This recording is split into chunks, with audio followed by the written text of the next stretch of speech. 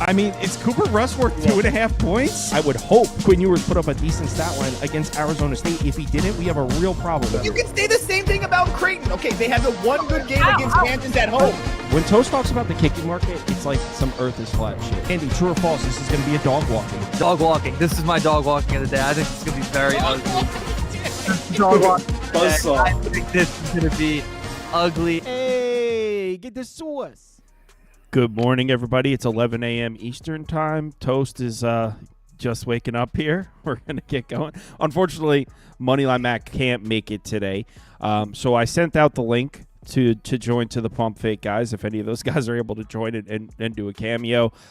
We have a lot of games that we didn't go through last night that we'll go through on this one. But, yeah, we're just going to be ripping through them. Obviously, a lot of basketball on today. And I need to find some action because tonight's NBA, I couldn't find anything. I was up late looking, too. I couldn't find anything I liked in the NBA. So let's talk some March Madness. I know you liked the Dukes last night, Toast. The line moved, I don't want to say against you, but a little bit against you. It's up to 2.5 now. 1 second. And right here, 2.5. Caesars has it at 2. So it definitely indicative of some sharp action coming in on the Bonnie side. And last night, everybody in the chat was taking, say, Bonaventure. You were the only one of the Dukes. Yep, still feel the same way. I think that the Bonnies have played well to end the year. I will give them that credit. But 2 of those games were at home, 2 of them on the road. And again, the competition was decent, yeah, but Duquesne's been playing just as good as competition. And if you take a look at the games that Duquesne has lost, Dayton, the Bonnies, VCU, St. Louis in overtime, I mean, all those teams are in the context of, like I said last night, in the context of the A10, all top teams in that league and top mid-major teams. So when the Bonnies when the Dukes have played teams that are below them or equal to them, they usually win that game. So I personally feel that Duquesne is the better team. I mean, again, I think that the Bonnies have a lot of name value because of what they've done over the last few years or a long time. But at the same time, I just don't feel like winning 4 of your last 5 negates going whatever it was 5-8 to start the year in conference play or what have you. So again, it's the Dukes for me. I probably not end up betting it because I haven't yet, and I have like 20 bets open already. So I'm not going to die on this hill, but I do think the Dukes win this game. I kind of like this Duquesne pick. No one likes it. I know. That's the only reason why I'm like, you know what? Do I just add it? Because what's 22 bets? Because I'm going to play the money line well. But yeah.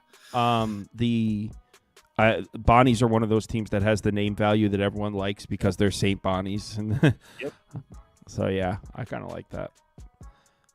Next up, we got Indiana, Oregon, and this line has moved towards the Ducks. 1 second, let me get the poll up here. Indiana is now, I believe it was 1.5 when we were talking about it last night. Totals at 141.5. Let's see. Get the poll up. By the way, Toast, I have an Odds Logic subscription for you. Ooh, okay. Yeah, I'll get it to you after. I got the plug over at Odds Logic. It's the same guy who I'll talk to you after. But yeah, I got a subscription. I was gonna say, just tell me later. Let's share all the secrets. I'm just kidding. There's no secrets. So yeah, Oregon is a 2.5 point favorite here across the board. Pinnacle has it down at 2. Sharpest book is on the Indiana side. Just saying. Oregon money line for me.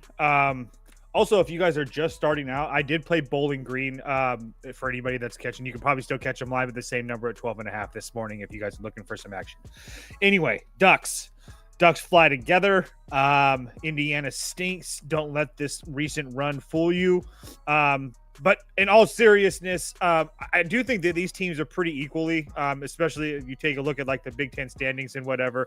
They're literally both right there. Oregon sitting there at 12-8, Indiana 10-10. I mean, again, just it's really hard to make a case that either one of these teams are significantly better than the other one. But I will say that I do think that Oregon has a huge coaching advantage with Dana Altman, and I think they finally figured things out. I mean, if you go back through Oregon's schedule since the beginning of February, they lost a home game to Nebraska by 6. And if you remember, that was when Nebraska was kind of going through like their super hot streak. They won like 4 or 5 games in a row. They won both their games over on the West Coast. So again, that sucks, but in context, it's not terribly bad. And then they lose 2 more games to Michigan and Michigan State, the top 2 teams in the conference at that time.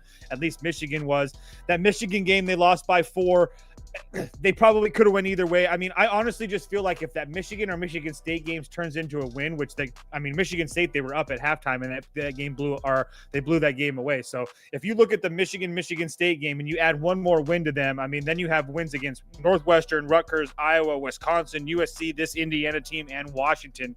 I just feel like Oregon's playing significantly better, and I feel like Indiana's gotten a little bit lucky here, and I also think that Oregon can match up with them as well. So I don't really feel like Oregon's size with Biddle and stuff inside. I think they should be able to hang offensively and rebounding wise, and then not to mention the fact that Indiana's not forcing any turnovers, and Oregon's a fantastic free throw shooting team. So I understand that there's like this little idea out there that Malik Renew didn't play very good the first time that these guys played, and so now he's going to come back and play really well. I don't feel that way.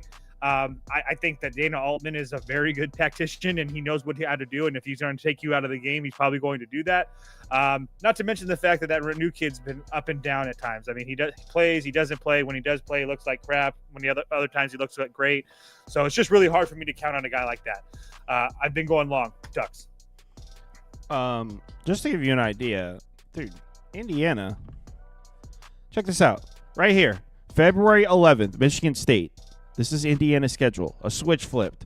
Their only losses since then, UCLA by 4 points. UCLA strong. And Oregon, where their guy played like shit. Indiana's on a magical run right here. Hoosiers up. Hate to see it, buddy. Not to mention Gene Hackman just passed Hoosiers. Yeah. Hate to see it. Arkansas, Ole Miss. Line moved in my favor. You and Trevor both flooded over to the public dog last night. I said you should take Ole Miss at 3.5. None of you wanted to listen.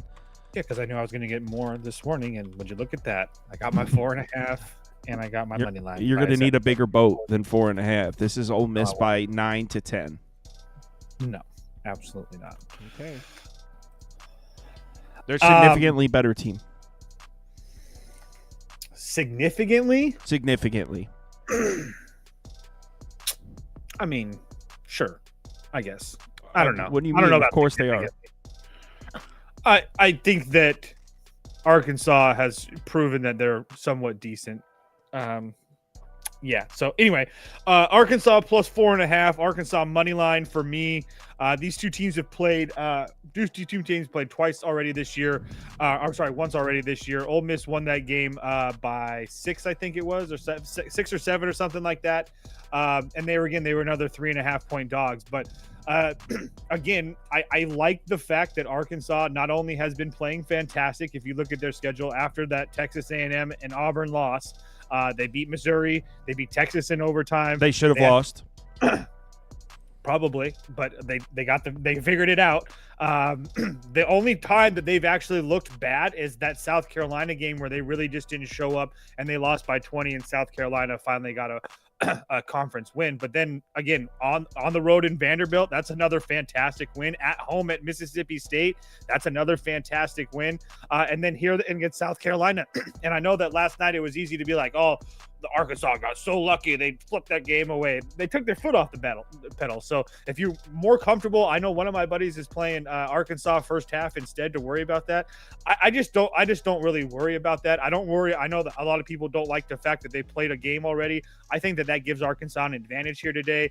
Mississippi is one of those teams that's going to is a Chris Beard team. That means it's a no middle defense. It's going to force you to hit jump shots. With a team like Arkansas that's already played on this floor before, I think that's advantage Arkansas, especially having already seen this no middle defense. And again, you want to talk anything you want to talk about Calipari, that's fine. But now that he's seen that no middle defense, I don't worry. I trust that he's going to be able to figure some things out.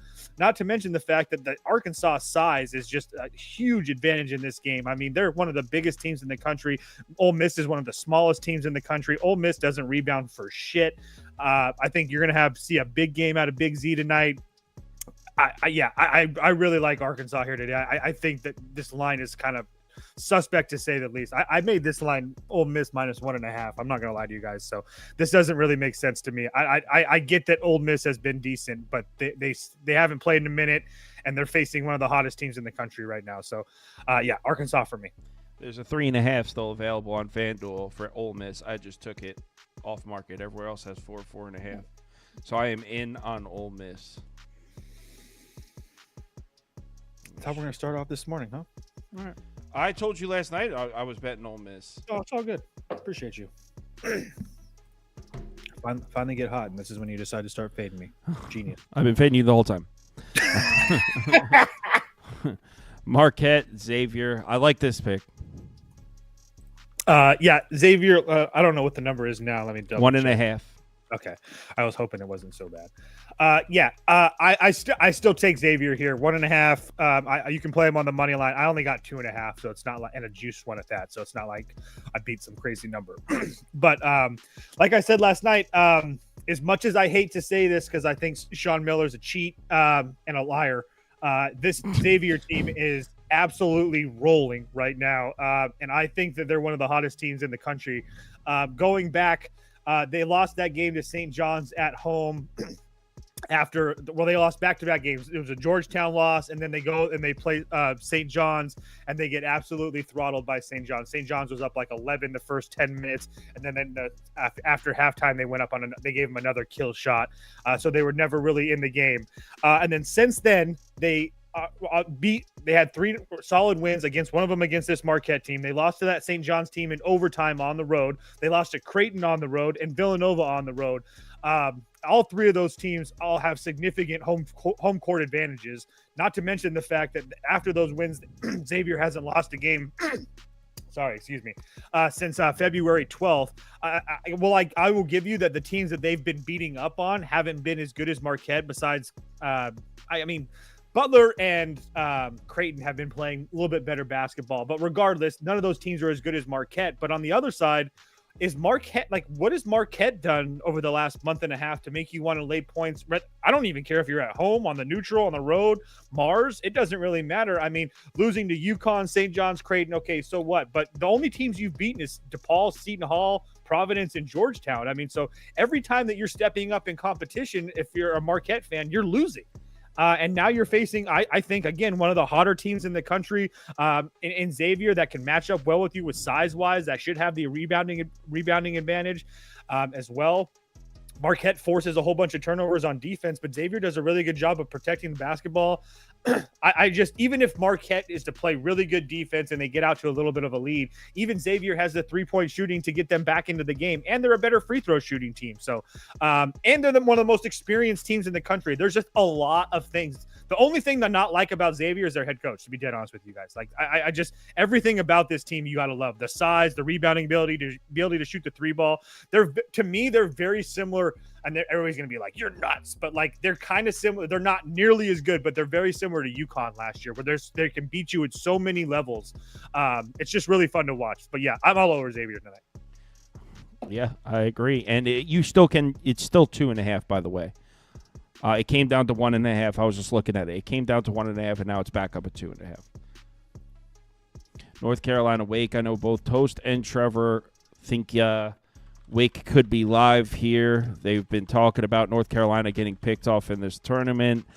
I can't do it. Wake Forest is just not a team I enjoy betting. I don't like them.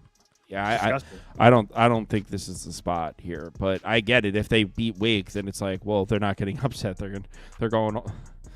I get it. If not here, then when? If not here, then when? And I haven't bet Wake yet because I wanted to see what it was when I woke up this morning, and it's still sitting at 5.5 for the most part. It looks like Caesars finally ticked it up to 6. But it's just, how does this line make sense, guys? You have a North Carolina team that's been absolutely blowing out everybody they've seen, not named Duke. They've already played this team before. Wake beat this team earlier in the year, so North Carolina has revenge. North Carolina just came off of a game where they looked absolutely fantastic against Notre Dame. They couldn't miss. Everybody in the world was hitting a 3-ball. I think they even called some guy off the 300 level in the parking lot to hit a 3-ball. He got one too. I mean, literally every single person with a North Carolina sweatshirt on had a 3-ball yesterday. So I just everything is going really well for North Carolina. Yet here we are today, and they're still only laying 5.5.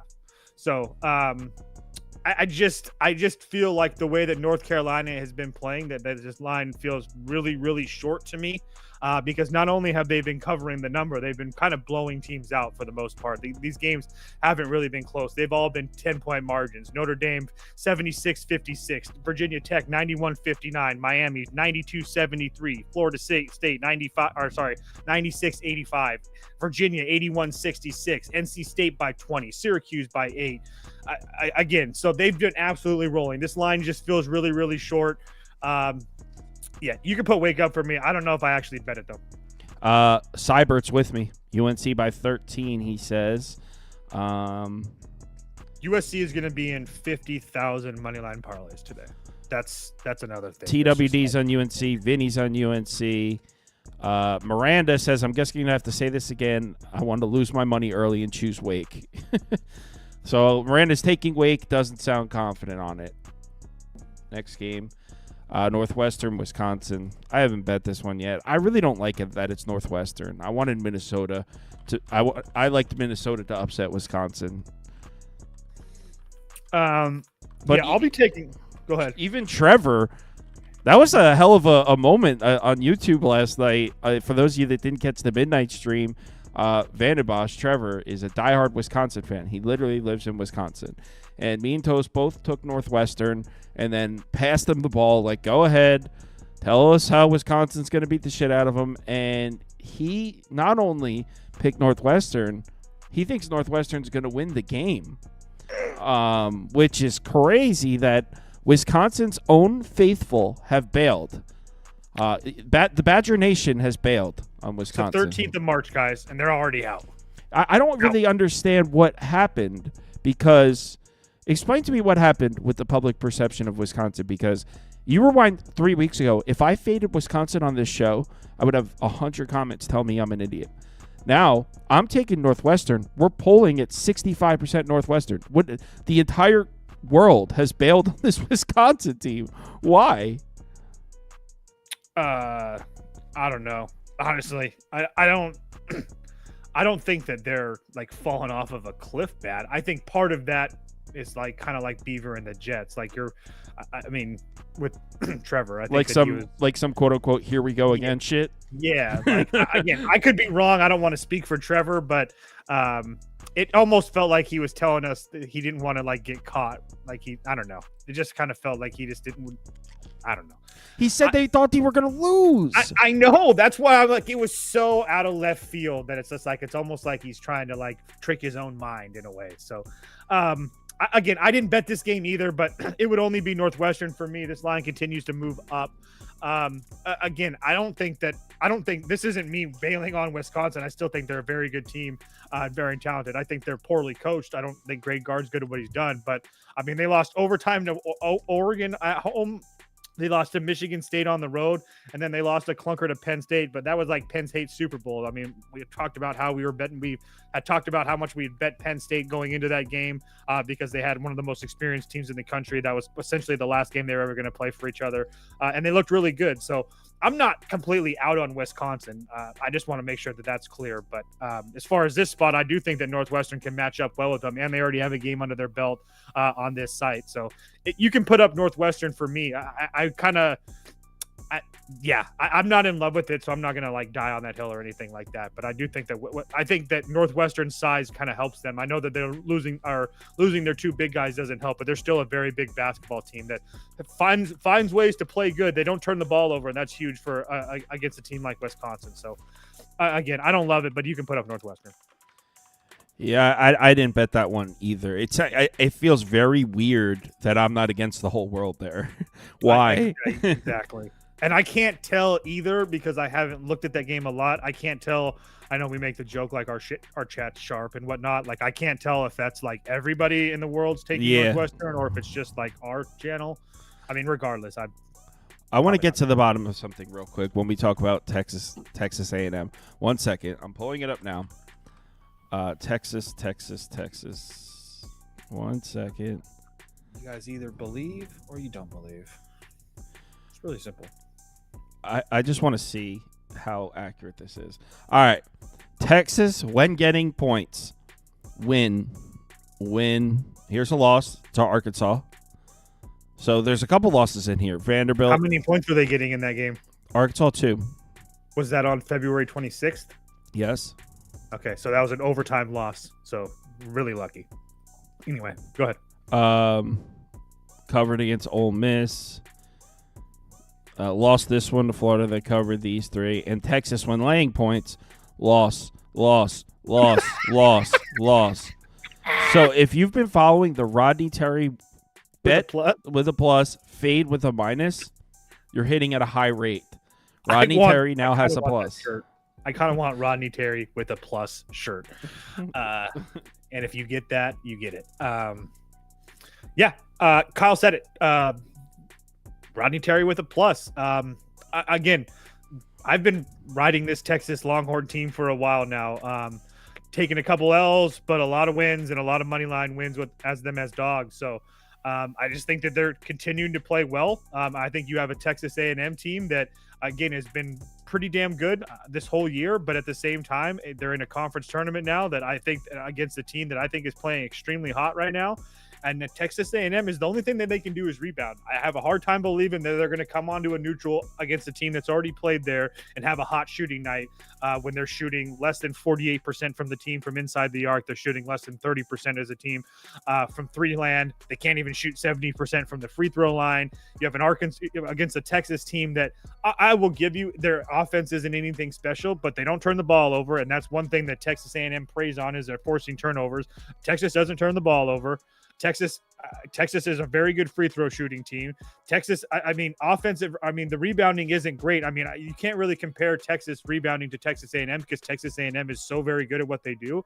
But Texas also has a pretty significant size advantage as well. So I just feel like there's a lot of ways to like Texas here. The only way that you really like to lay this many points with Texas A&M, you essentially have to think that Texas A&M is going to lock Texas down and they're not going to do anything offensively, and Texas is just going to fold defensively, and I just don't see that. So I feel like Texas has played extremely well, especially in these types of spots, and especially against better competition as well. So I'm on Texas here. I played Texas money line as well last night. I'm going to continue to play Rodney Terry with a plus until they give me a reason not to. It's really that simple for me. Not to mention the fact that Texas A&M really hasn't looked good over the last couple of weeks. I will give you the competition has been much better than Texas, but I just feel like that's a lot to ask to get up.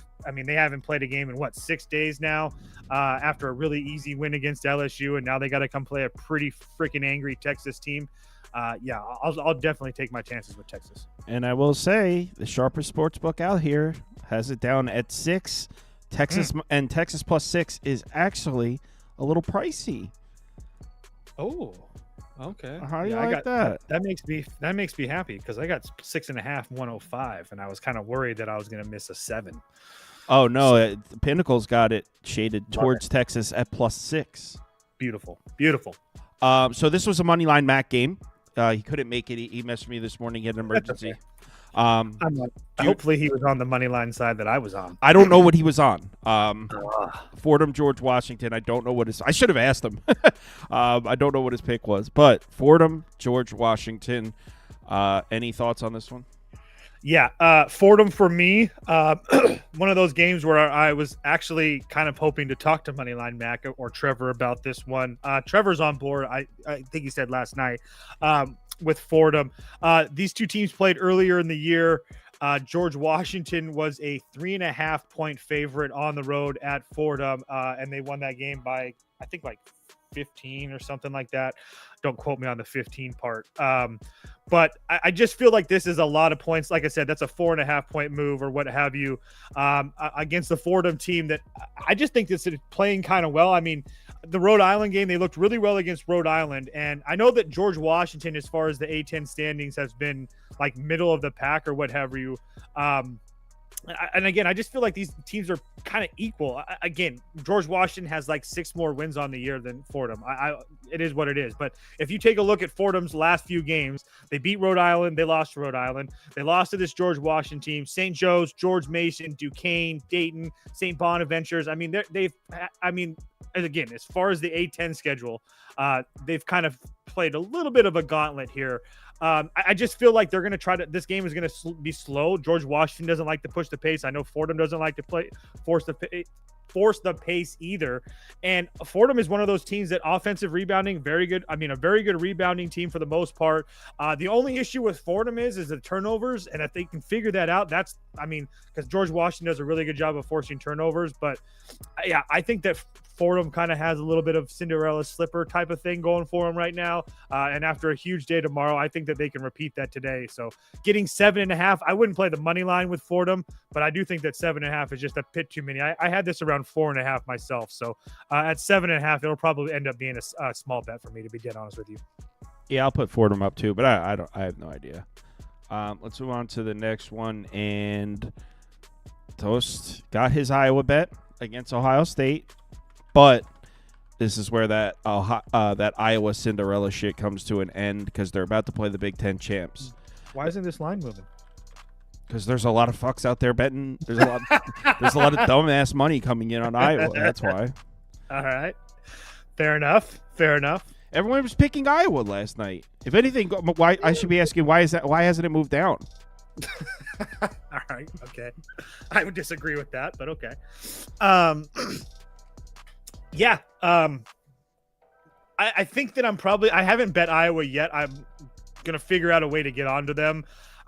Most likely a team total over, just because they have played on this court obviously already.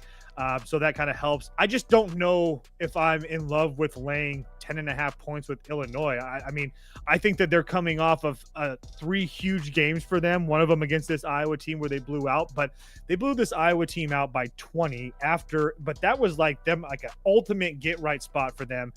Illinois was at home coming off of embarrassing losses, not just losses, but embarrassing losses to Michigan State, Wisconsin, and Duke, where I think they lost to Duke by 40. They lost to Wisconsin by 20 and Michigan by 15. So they just got absolutely slaughtered. And so Iowa came in there and Iowa got slaughtered themselves, but they only won that game by 10.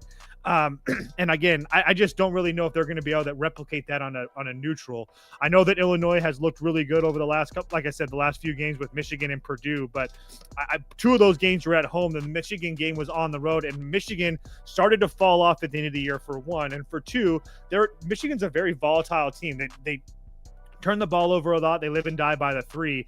And that's something that they almost like the exact opposite of what Iowa does. Iowa's a team that doesn't turn the ball over. Keep in mind, because Illinois doesn't force turnovers. They're the worst team in the Big 12 as far as forcing turnovers. Iowa's the best team in the Big 10 and not turning the ball over. Iowa, a very good 3-point shooting team. Also, like I said, I've mentioned multiple times, have already played on this floor before.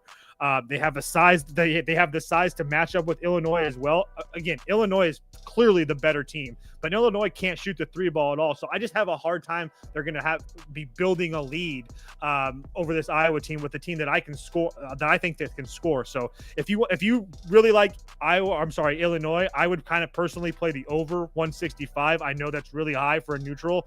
But I do think that Iowa is going to get theirs offensively. So it's just a matter of what Illinois does defensive or Illinois can do offensively. We'll see what happens. But yeah, I like Iowa. Probably going to end up doing the team total. It's sitting around 77 right now. So that might be a better book. But you can just put up Iowa plus 10.5 for me. That's the only way I look in this game. So Pinnacle has just dropped this line to 10. Whatever. Baylor, I hardly know her. Baylor, Texas Tech. I don't understand how this line is just sitting there at 6.5.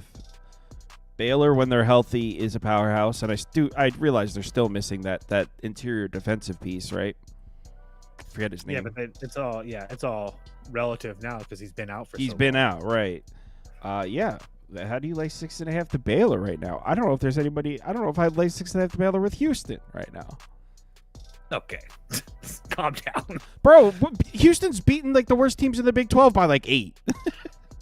Oh, trust me. I know. That's what I'm saying. I don't think there's a team in the Big 12 I would like. Yeah. Is there a team in the Big 12 you would lay 6.5 points to Baylor with? No. Oh, there's probably not. But I'm also like a Scott Drew stan, so that's part of it. But I think that Baylor's starting to figure things out here.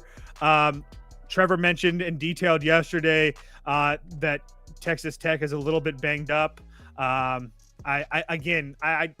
Even if Texas Tech was healthy, it really doesn't bother me here. I wasn't betting Baylor because of that.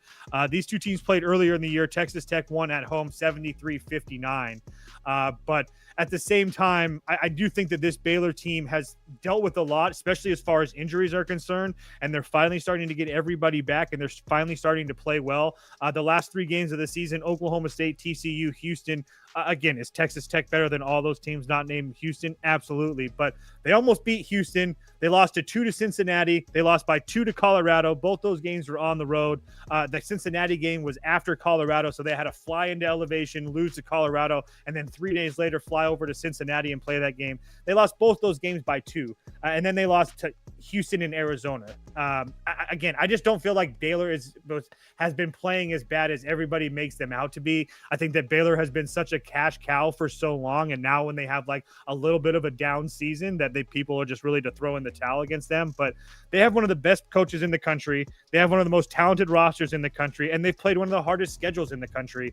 I feel like this is the type of game that they get up for. And again, you're facing a Texas Tech team that hasn't played in a while, is going to have to get up against a Baylor team that has revenge. And I just don't know what Texas Tech does. I mean, Baylor defensively has been just fine, and Texas Tech defensively has been really, really good. I will give them that. But at the same time, they haven't really been as good defending inside as they have as 3-point. And I don't really think that Baylor is going to live and die by the 3 ball. So, I really like Baylor here today. I think they win this basketball game. I think that Texas Tech doesn't really need this game. I think that Texas Tech would rather get healthy, get all their guys healthy for the tournament more than try to win this game against Baylor. But again, that's secondary. Even if Texas Tech was completely healthy, I would be on Baylor here, no question. Baylor's going to win this game. All right, I got to meet this guy. If he's like in here talking and like engaging the conversation, I would let him shill his shit. But like literally just comes in here and copies and beats. No one wants your shit, dude. Mr. Weskers, I'm honestly shocked Kirms is so short-sighted here on Baylor. Honestly shocked the businessman of his stature making a mistake. Mr. Weskers, yesterday, your top bet was the Denver Nuggets against a Minnesota team that owns them, and you made a very adamant point in the comments about that. Nuggets got their dick slapped around by the Timberwolves last night. Baylor up. Baylor's winning. Hate to see it. Mississippi State, Mizzou. This is a dog-eat-dog world, boys. I'm on Chris Jan and the dentist and the Mississippi State Bulldogs here. Just kind of going right back to the well. Everybody wanted to hate on me yesterday for laying 8.5 points with this team. They won by 30. You really like this team, though? Like, seriously, you think this is a good team? They won by 30. No. You're on the right side. Not debating that. But, like, gun to your head, you think Mississippi State is, like, a threat in this tournament. I actually don't think Missouri is either, though. That's the bigger thing for me, is that I don't think Missouri So it's a fade of Mizzou, not a bet on Mississippi State. Kinda, yeah. I think that these teams are extremely even, and I think that Missouri has looked really, really good at home, and anywhere else they've looked kind of lackluster. And I think they've kind of fallen off of a cliff as well. Like I've said, I've been on record this whole year. I don't think Missouri is that good. I've looked kind of silly at times when they've had some really big wins, especially like against Alabama and whatnot. But since they put up 110 to Alabama, they lost to Arkansas, they lost to Vandy, they lost to Oklahoma, and they lost to Kentucky. The only team that they beat was South Carolina, and that was South Carolina on the road. And if anybody knows this conference or has bet college basketball, you know that South Carolina on the road is an absolute absolute fade. So I just don't feel like Missouri's playing well. They haven't played in 5 days, and now they're going to come play a Mississippi State team that's pretty desperate, that they've also lost 4 of their last 5 coming into this game, but they did beat LSU twice. They looked fantastic yesterday. I just feel like they're playing over their heads right now a little bit, and I continue to preach on, I think that Mississippi State defensively is better than all the metrics tell you. I think they've had some bad games against some really good teams that have thrown their numbers out, but at the same time, I mean, unless Missouri has done a decent job of forcing turnovers this year, so maybe that's where they can get Mississippi State. But besides that, like, I feel like Mississippi State defensively really throws a lot of threats to Missouri. Missouri beats you by the 3 ball, and that's what Mississippi State struggles with. But at the same time, I don't really feel like Missouri's going to beat us here on a neutral, for one, and for two, beat us. That was a mistake. I don't ever say that, but regardless, beat them on a neutral. And not to mention the fact that the Missouri 3-point shooting hasn't really been great for a while now. I mean, the only time in the last week and a half or 2 weeks that they've looked decent from 3 was the South Carolina game. So I just feel like I felt like this game was more of a pick. I felt like we're getting all these points because of Mizzou and what they did earlier in the season, and they have a decent conference record. But Missouri's 10-8 in this conference. Mississippi State's 8-10. I mean, a ball bounces the way differently of these teams that have the same conference record. So I just feel like Mississippi State's the hotter team, the better team. They've already have a game under their belt. Like I say many times, I don't worry about these kids playing 2 games in 2 days. This is what they freaking live for. So, yeah, Mississippi State up. I mean, I guess I'll put Mississippi State up, but I don't feel comfortable. I kind of want to fade both of these teams in this round, to be honest. But obviously that's not possible because they're playing. You could just play both team total unders. What if I wanted to fade the defense? Wow. Stanford, Louisville, 11.5. What an uninteresting game. Why is that? I don't know. Louisville, yes, they blow teams out. I also don't think they're all that good. And then Stanford is a team that has underperformed so many times this year that it. Yeah, so I think I just don't find the ACC that interesting. If I'm being I 100% agree with that. I bet Stanford here at plus 11. It looks like it's coming down a little bit, 10.5 on the board and whatnot. This is kind of me just kind of saying F you to Louisville. They literally just played Stanford at home to end the year, and they killed them. They beat them by 20, and now here we are on a neutral just 3 days later. I just feel like it's going to be really hard for Louisville to replicate what they did at home against Stanford, and I just felt like 11 was a little bit too many.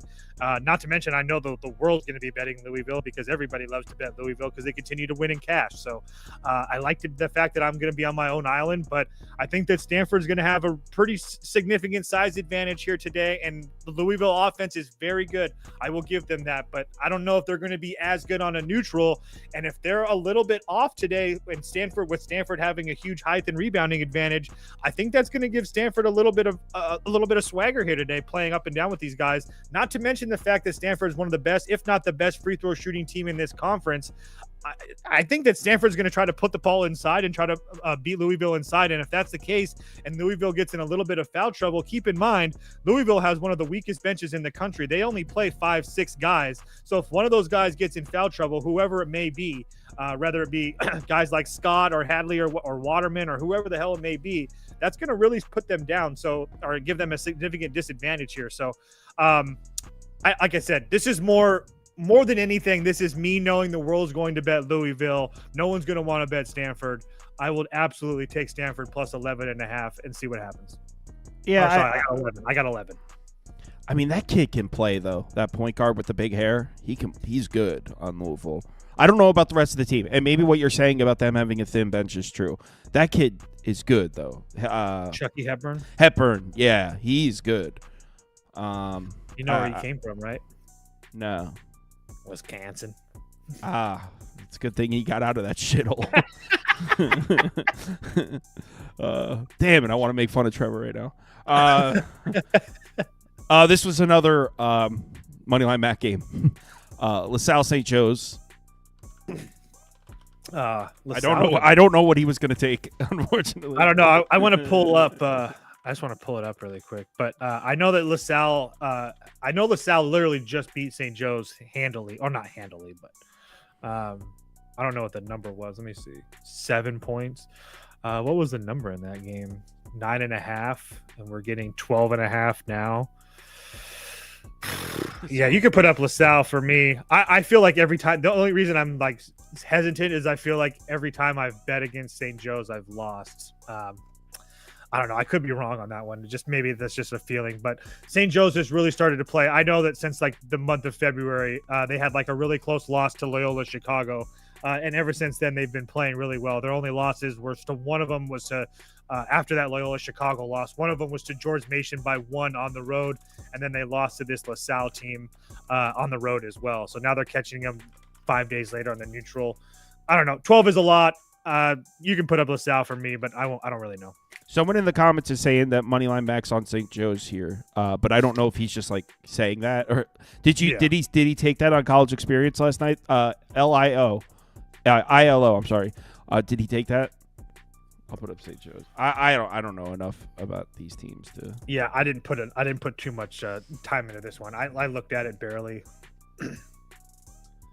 That's why we love Moneyline Mac and Trevor and them, because they're in the deep weeds. They live in dude. They live in those weeds. You don't even have to tell those guys like what games we're talking about, and you can throw any kind of curveball. Like, yeah, give me the LaSalle, Central Connecticut. They're like ready to roll. Like, don't even need to prep.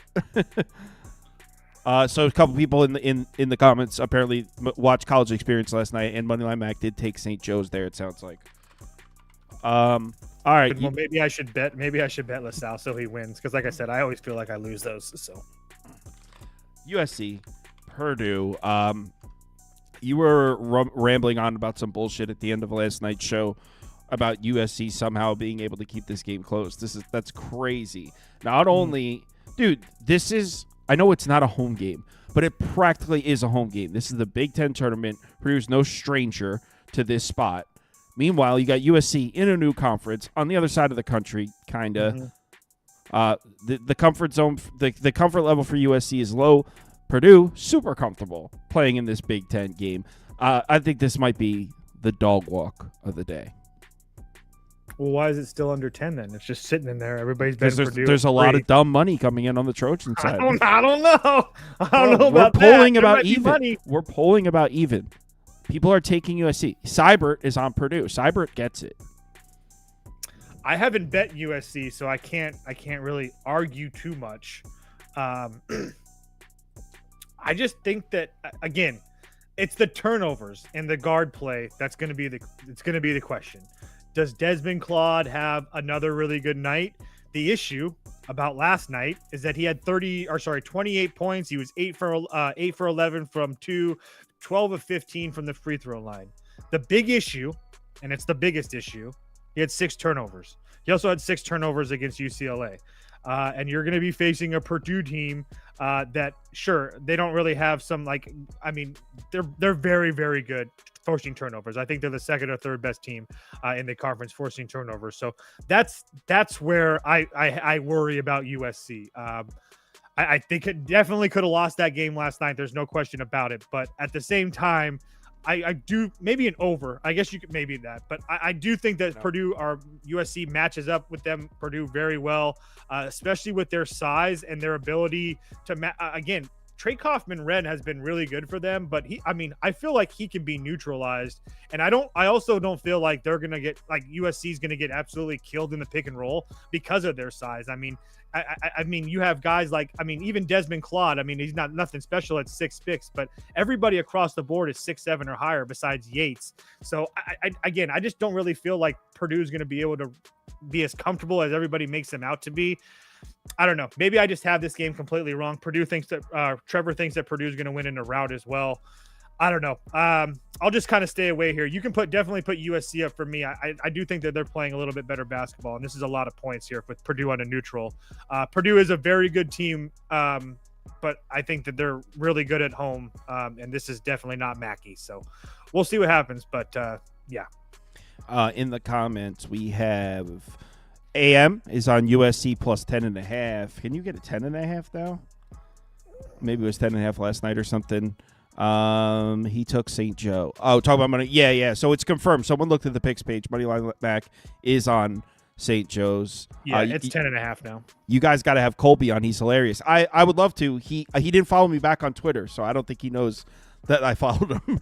So I can't. I'll send him a message. I can't message him. He's had me on the college experience. He had me on the college experience like 3 or 4 years ago. Back when you were a scrub. Back when I was an absolute scrub, just commenting on your videos like a simp. Look at me, Kyle. I know these ATS records. You should bet Knicks first half. Villanova against UConn. This is where Toast is about to deliver a harsh L. So for those of you who don't know, Toast has placed a bet on Villanova to win the Big East. He thinks it's sharp, even though everyone placed that same bet. It's the trendy pick. And what happens to the trendy pick in this round? It loses. UConn in a dog walk. You really think that UConn's going to win this game? Yeah, dude. Villanova's been ass on the road all year. I get maybe they're playing their best basketball of the year right now. Not a good team. UConn by 10. I'm not. I did pick Villanova to win this tournament. You can put Villanova up for me in this one. Again, I was getting like 16-1 or something like that on Villanova to win this tournament. It's not like it was a bet that I was like thinking I was going to win going away. But at the same time, do we really think that UConn is back because they beat this Villanova team at home? Then they beat Georgetown, who's terrible, Providence, who's terrible, Marquette, who's been playing terrible, and Seton Hall, who's terrible. And they're facing a Villanova team that's very competent, that's one of the most experienced teams in the country, that's kind of fighting for their life right now. Like, I'm just not there with this UConn team. I mean, how many times this year has UConn let everybody down laying points with? If this game was like a pick'em or maybe UConn minus 1.5, sure. Like, I can get behind that, but I still don't see how UConn's going to slow down Eric Dixon. I get that McNeely and all those guys, or McNeely being back really helps UConn and all that good stuff. But at the same time, I mean, the guys that you expect UConn to be good have not been good. I mean, is Alex Karaban back? He's been their best player the last couple of games. Is he finally back? If he's fully back and back to the Alex Karaban that we know and well, then maybe UConn is back. But I got to see it. I personally, I feel like Villanova is going to slow this game down to an absolute crawl, and it's not like UConn's been playing a very fast pace either. And I just feel like these teams are extremely even, except the only thing that's different is that Villanova can beat you from deep, and UConn usually tries to beat you from inside.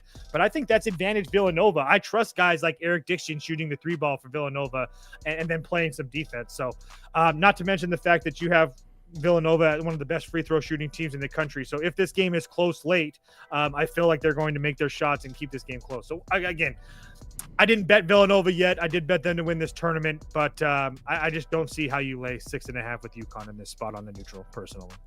It is like a home game for UConn, though, because it's at Madison Square Garden. A couple things in the comments. First of all, sports scientist Jacob says, I have a future on Villanova. Dude, everyone does. Exactly. I'm telling you, everyone placed that bet. So Grobens summed it up perfectly. He said, no, UConn is not back. Villanova just sucks, and you'll see that tonight. Bingo. And another thing from Grobens in here, you guys aren't covering this game, but Cal Baptist minus 5.5 is my favorite bet today. Game is until 11:30 at night. Grobens, are you on Twitter? Grobens. And why do you hate Tarleton so well? And what's the number you got on that? Anyway, we'll go. Sos is mad that everyone has the same future as him. I'm a little bit upset, yeah. Grobens, I just searched your name on Twitter, and I don't see it. Whatever. Yeah, I agree with Grobens there, and I'll tell that Cal Bap. Let me write that down so I don't forget it. Yeah, they played Tarleton, who they just beat by like 50. I'm curious what that line is. He said minus 5.5 in the comments. Okay, fair. Tarleton does suck. That's for sure. So someone asked. There's a couple people that asked about the San Diego State Boise game, Toast. If you want to, well, I'm getting this next one up. I have a full unit on Boise State money line. Really? I do. I do. I feel like we're getting Boise State off of a very, very good and a very good bounce back opportunity after losing at home to Colorado State, who Colorado State, don't look now, and they play Nevada today. I don't know what the line is off the top of my head, but Colorado State is one of the hottest teams in the country that nobody's talking about. I just wanted to throw that out there. But regardless, Boise State coming off a home loss to Colorado State and now facing a San Diego State team. They've already lost to twice this year, and neither one of them were really close. They lost both those games by almost 10 points, I'm pretty sure. I don't know the exact scores off the top of my head, but I know that there were multiple possessions on each one. So these teams know each other very well. I just more of me trusting Boise State to finally figure things out and not lose to San Diego State 3 times in 1 year. So another thing is that I like about Boise is that they really don't shoot the 3 ball a ton. They live inside. That should give them advantage on a neutral court as well. So again, San Diego State's been pretty damn good this year. There's no question about that. But I think that you're getting a pissed off Boise team that's has done very well in these spots in the past. So yeah, I really like Boise State tonight. All right. Boise State, full unit, you said. How about Oklahoma, Kentucky? It's the next game. Man. Oklahoma played well. Good win. They did play well. Yeah, I kind of lean Kentucky. Or, I'm sorry, I kind of lean I know. I hate that I agree. Yeah, they suck though. I do. They do suck. They do suck. But I'm trying to think of the best way to put it. I feel like Kentucky's just always like trips over their own feet. And I feel. I know I kind of say this a lot, but like I truly believe that like Oklahoma's win-loss record looks a lot worse than it really is. I mean, they over their last 6 games, they're 4-2, and 2 of the losses were Kentucky at home when they lost that game by 1. They probably should have won that game. Kentucky folded and they ended up getting a shot because they have some talent, but they probably should have won that game. And then they went on the road and faced Ole Miss and they lost that game by 3. And they almost came back in that game as well. They made it really close at the end of that game, obviously only losing by 3. But let's just say if they win one of those games, whether it be Kentucky or Ole Miss, just call it Kentucky because Kentucky's better. They're going to be they're probably considered one of the dark horse teams in this tournament. But again, I picked against them against Georgia. I thought Georgia was playing better basketball than them, but they kind of looked really, really good against Georgia. I can't even lie about that. It kind of went back and forth for a while, but once Oklahoma found their groove, they kind of just stepped on the throat of them. And again, I think that Jeremiah Fears possibly is one of the best players on this floor. Again, Kentucky has a lot of good guys. I mean, Amari Williams is an absolute stud. Kobe Brea can shoot the hell out of the ball. But again, you're asking Kobe Brea to do this on a neutral. He's one of the best shooters in the country. I don't know if he can do that on a neutral the way that he's been doing it all season long. So you can, definitely put up Oklahoma for me. I'm going to see what this line does. If I get 7.5 with Oklahoma, I probably end up pulling the trigger. I do think that they have some advantages here today. I just don't know if I have the balls to actually do it. But another thing about Oklahoma that I like as well that probably doesn't get talked about, I know that they play in the SEC, but they've also played one of the hardest schedules in the country. Like to start the year, they played teams like Louisville and Arizona as well. So they've and Michigan. So they've been tested throughout the year. So that does help when you're betting a team like that. A lot of people voting Kentucky. 70% polling on Kentucky. So Boomer sooner. Last game on the schedule today, or last game we have queued up, is Kansas. Talk me out of it. Talk me out of it. You know what I want to do. You know what the world's going to be on. I don't even know, dude. The world is. Yes, you do. You do. The world loves Kansas again. No, they don't. Yes, they do. I bet you this poll is close. They didn't even cover yesterday. What does that have to do with the answer to your question? The world loves Kansas. Because you're saying the world loves Kansas and they don't cover games. No one's winning bets with Kansas. No one's winning bets with Kansas. I don't know. There's a lot of people about to click Kansas. I'm very curious to see what this poll says. You can put up Kansas for me, unless the whole poll is Kansas. But I haven't bet this game. This is kind of like inside baseball. Everybody's going to see it how we're going to do this. But yeah, I'm very curious to see this because I really, really want to take Kansas. I feel like everybody is going to see Arizona at a short number. Kansas freaking sucks. They almost lost to UCF in overtime yesterday. Okay, now a lot of people are clicking Arizona, actually. Thank you. Kansas up. God damn it. I hate it. I don't know if I'm actually have the balls to do it. I really don't. But Arizona, the only thing that bothers me is that Kansas just beat this Arizona team. That's the only thing that kind of bothers me. I don't like when these teams or when you play teams back to back or 2 of the last 3 games or whatever the situation is. But yeah, I think that Kansas matches one of these teams that can match up well with Arizona because of their size. Kansas is going to slow the game down a little bit, and I think that could give Arizona a little bit of trouble. I know that they played the game that they played earlier was like 150 some points. I still believe that Kansas, having one of the best coaches in the country, one of the most experienced team in the country, and guard play that you can, I mean, again, say what you want about DeJuan Harris and Zeke Mayo. I'm not trying to make some case that they're fantastic players, but Zeke Mayo's starting to find himself, especially the last couple of games. If that Arizona game was any indication of what Zeke Mayo is going to do in the next couple of weeks, watch out because he scored 20 against Arizona. He put 24 up against UCF. And I know that DeJuan Harris isn't a guy that's anything special, but I know from my time watching him of his 19 years at Kansas that when he scores in double digits, this team wins. He hasn't scored in double digits in a while, but I trust a guy like DeJuan Harris in spots like this in a game on a neutral against, again, is Arizona good? Sure. But do you really trust Caleb Love on a neutral, like shooting a whole bunch of 3 balls? I know I don't. So again, and not to mention the fact that Arizona hasn't really looked good the last couple of weeks of this season. I mean, they beat Baylor, they beat Utah, and they beat Arizona State, but losses to Kansas State, Houston, BYU, Iowa State, and Kansas. And Iowa State sucks, guys. Kansas State sucks.